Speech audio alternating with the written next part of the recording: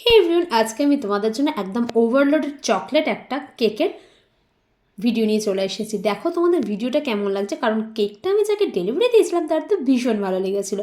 যাই হোক, এটাকে আমি 1 পাউন্ড বেসে ঢেলেছিলাম, তারপরে কাটিং করেছি, দিয়ে মাঝখানে দিয়েছি রেড কালারের ক্রিম, কারণ ও বলেছিল যখন আমি কেকটা কাটবো ব্ল্যাকের মধ্যে যেন রেড কালারটা থাকে, যেন একটা রক্তের আভাস পাওয়া যায়। আমি বলি, বাহ, খুব ভালো কথা।